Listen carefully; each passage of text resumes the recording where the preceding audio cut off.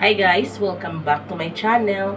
For today's vlog, magluluto tayo dahil Semana Santa na ngayon guys. Start ng Semana Santa.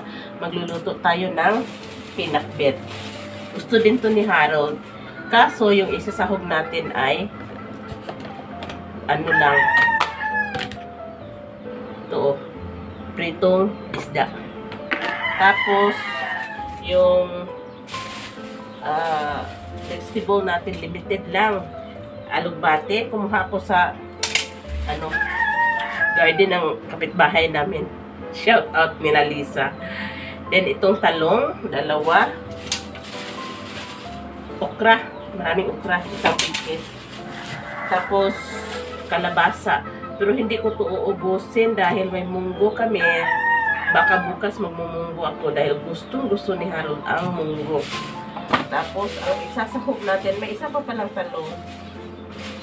Ang isasahog natin ay kamatis, onion, garlic, then meron din tayong bell pepper. So, i-prepare ko muna to siya, then magluluto na tayo later. Mag-start na tagluto, guys. Kumana ko add sa mga gamit. Tono na tugutan.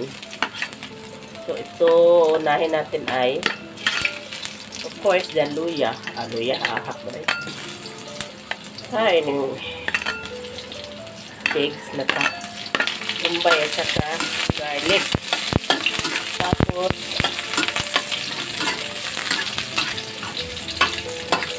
alam nyo ba guys, ito lang yung isda na himay ko. Yan. Tapos,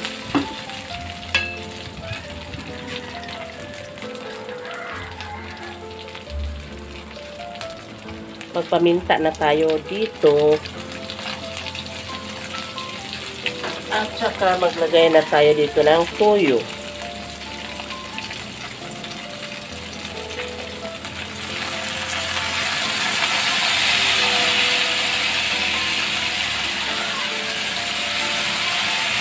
Okay.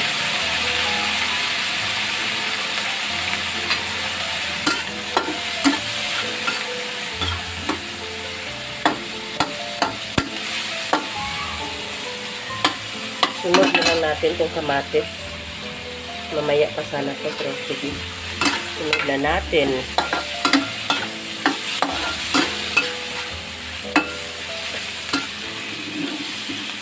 Tapos, dahil matagal maluto ang kalabasa, unahin natin paglagay ang kalabasa.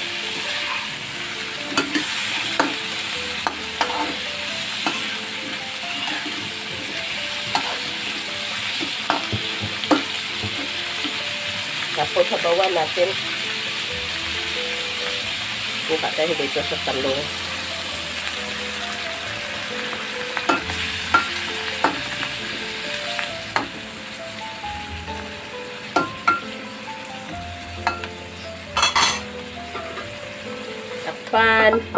Balikan natin yan mamaya.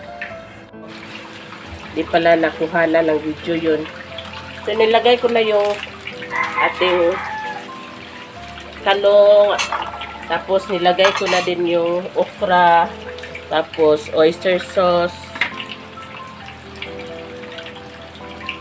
Yan lang naman. Tapos, imikos-mikos.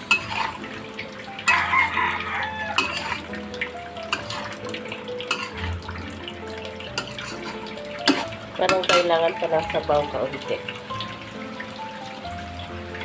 Okay lang. Dahil ayaw namin ng masabaw na pinakbet.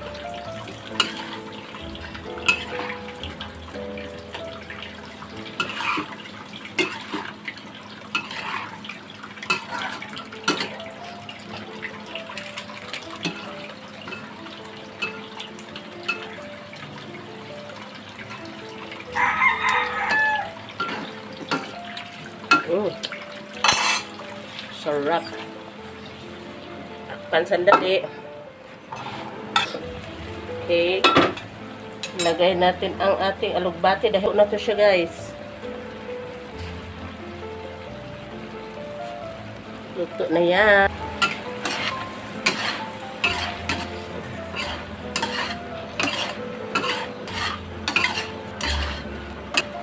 Naka na ako. Kami pala.